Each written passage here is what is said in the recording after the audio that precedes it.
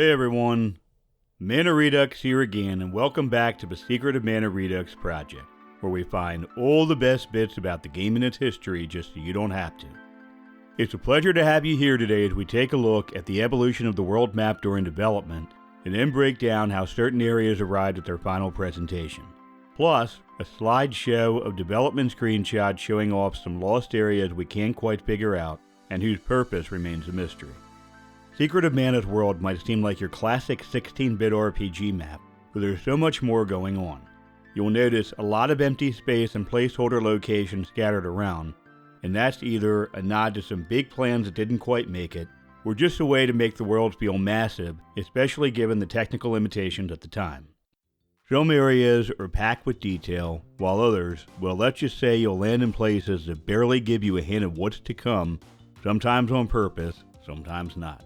But honestly, any map where you can soar through the skies on Flammy and full on Mode 7 glory is a winner in my book, no matter how much blank space it's got. The earliest version we found of the world map goes all the way back to 1992, and it was featured in Japanese promotional materials through early 1993. Secret of Mana's first release was in Japan in August of that year, so this map came out well before the final product. If you compare it to the final, you'll notice it looks quite different. This version is more of a sketch, but there's also this one here that looks like it might actually be game pixels. Most of the locations here show up in the final map, but there's a few notable omissions. This island here doesn't match anything on the cartridge. It could be an early version of the Gold Isle, but we can't really be sure. Then there's this island that could be an early take on the lighthouse. But the real mystery is this volcanic island here. We've got stills of Flammy flying over it, and it looks like it went through at least two stages of development, one with a big town and one without. This island looks a lot like Buka Island from Trials of Mana, and it's easy to imagine it may have been scrapped here and later reused for that game. After this version of the world map, the island just disappears.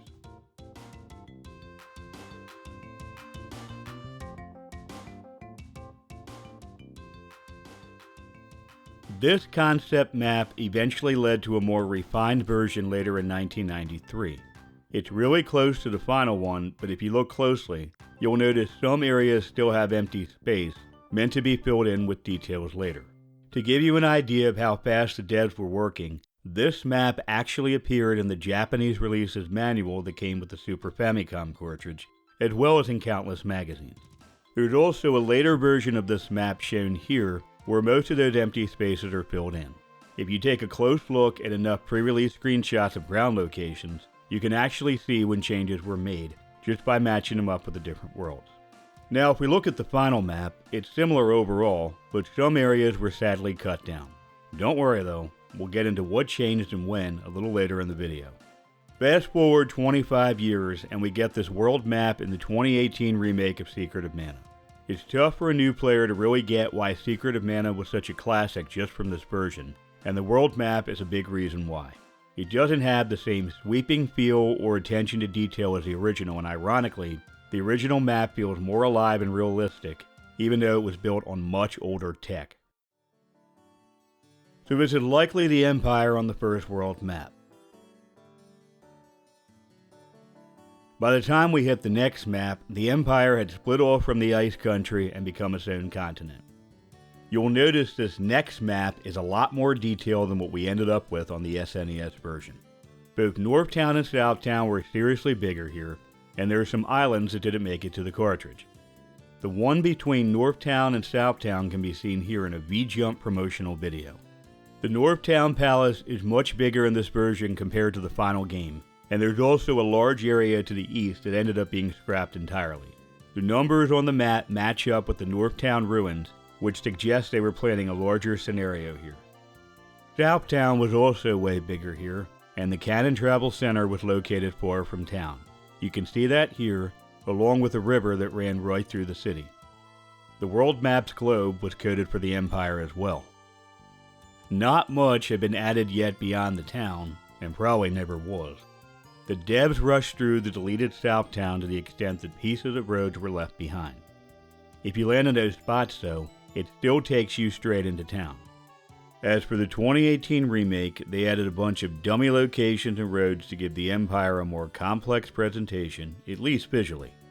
And there are a few shots of what might be an Empire-style town with way more intricate scenery. This could be the Lost South town. This text box says, "Did you know? In the ruins on the edge of the desert, there's an enormous treasure, I hear. It's surely diamonds." Which is probably just placeholder text. Like insert fancy treasure here until we figure the Secret of Mana thing out. This shot is from the same area. If you look closely, you'll spot some early versions of the game items. The one highlighted here is a candy drop. Pretty sweet, right?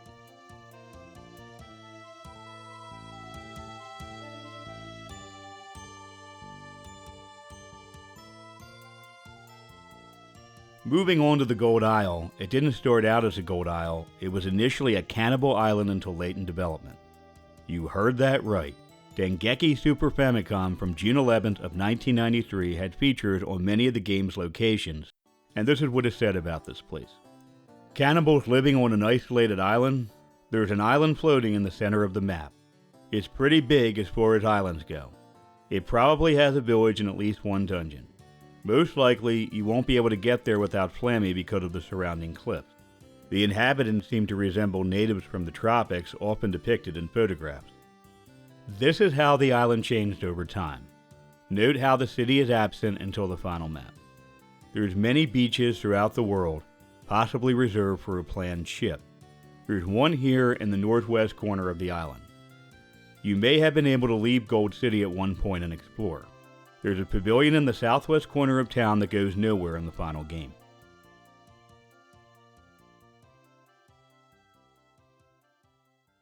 It seems like the developers had big plans for the Ice Country. The first map features this vast, complex wilderness, kind of like in the early game. But as things progress, that dream was scaled back for the next map.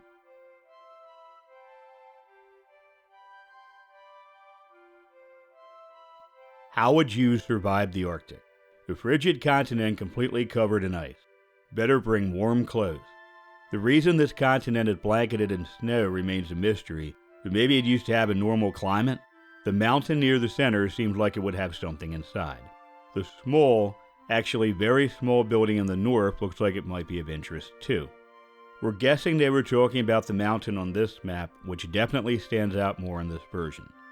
For the final SNES map, they added more detail to the Scorpion Village, rearranged some locations, and threw in a few extra cosmetic touches. The wilderness in the final game is one of the least developed areas, with some maps looking almost identical to each other. This area is similar to the first room of the Ice Palace. Could be an early version or a different location that was thrown in the freezer to become a palace of ice.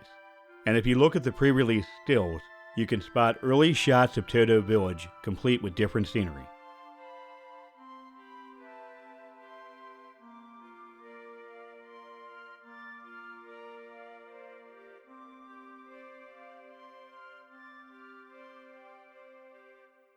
On the first map, Kakkara is basically just a blob, with only the town and the Moon Palace marked.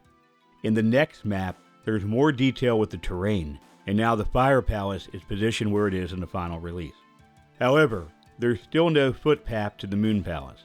This was eventually fixed in the following map, which trimmed some space north of the Moon Palace and added an entrance. But honestly, there's not much reason to visit the Moon Palace on foot in the final, so maybe something got changed here over time. On the SNES, the western part of the continent was deleted. Looking back at the second map, this area was originally meant to show the sand ship and its surrounding areas. It was probably removed since you don't need to revisit this place, but that's a common theme with a lot of areas in Secret of Mana. In 2018, some dummy locations were added in the lower part of the map to give it a bit more detail.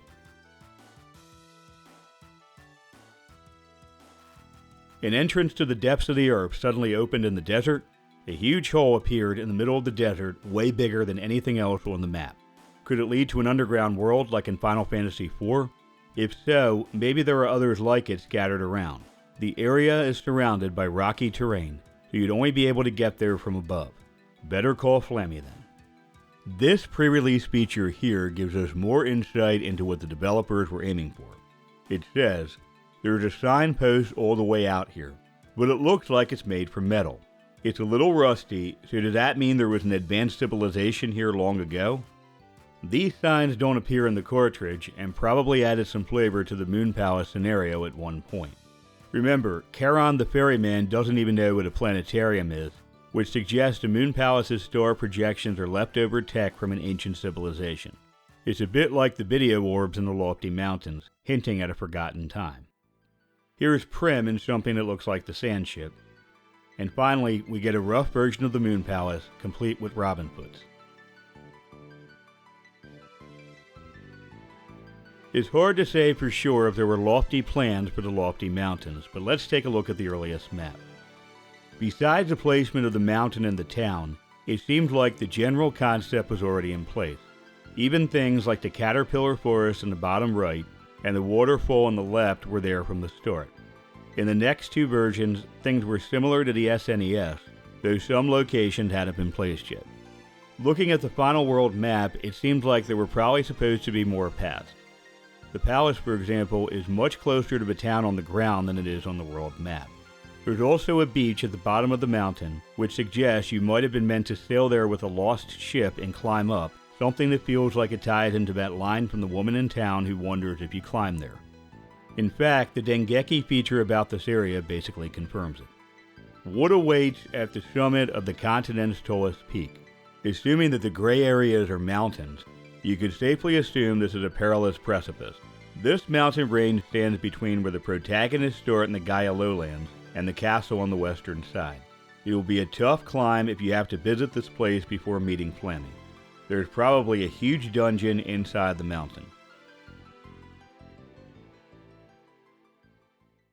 I've always found the Lost Continent to be an unsettling place.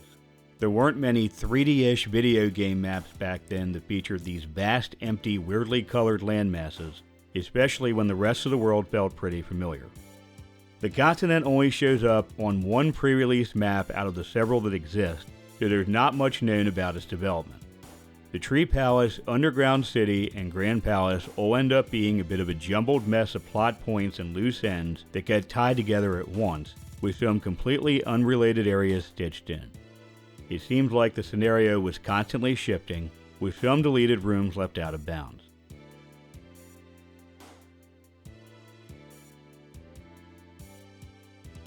One thing that remained mostly unchanged throughout was the Pure Land. The idea behind the Pure Land is close to the forest in Final Fantasy V, which was being developed around the same time. Unfortunately, the developers weren't able to fully realize Tasnica as intended. The first map suggests they had big plans for an intricate scenario. By the second map, though, things were already scaled down closer to what we see in the final version. Like the Empire, Tasnica got a little more attention in the next map, but by the time the game was released, it was cut down to just one castle. In the 2018 remaster, dummy locations and roads were added to flesh it out a bit more, turning Tasnica from just a castle on the water into something more detailed. A huge castle surrounded by walls. Considering how long it takes to run around, the castle must be huge. The town beneath the castle is also surrounded by walls, as if to protect the inhabitants from something. This isn't the only castle, of course. Several countries probably rule on this continent, but do they all get along? Or? We've already covered the upper land in a previous video, so the only area left to discuss is the first area of the game, the Gaia Lowlands. So we'll be diving into that in our next video. To wrap things up, we'll showcase some screenshots of areas we can't quite place yet. We love a good mystery though. Alright, so this castle, or fancy rug, doesn't look like anything we see on any of the maps. It's almost definitely from an earlier stage of development.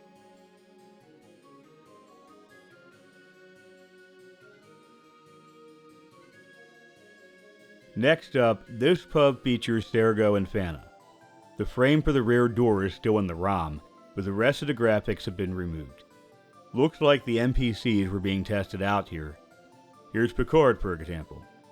This spot was later modified and became the pub and photos. It also kind of looks like the Cat and Man's house in Kippo. As for these other shots, well, no clue. Some of the graphics coming up are really early, and they might be first drafts of the Gaia Lowlands, the Lofty Mountains, or just test screens. A few of these even made it into the final game, but in a different form. But hey, I'll stop talking now so you can just enjoy the madness here.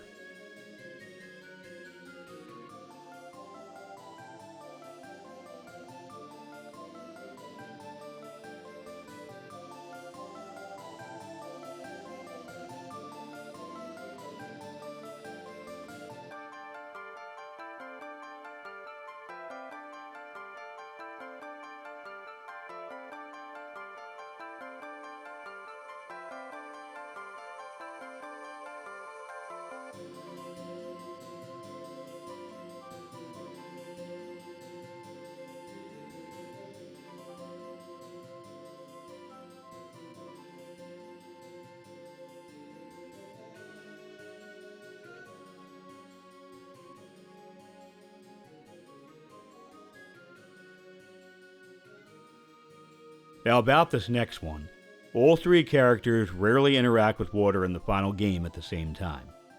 We've also got some early concepts for fences, little rivers, and areas that would require the whip. Definitely an interesting look at what may have been. We hope you enjoyed this video, and we'd love for you to come back soon. Don't forget to check out our website at manaredux.com when you get the chance.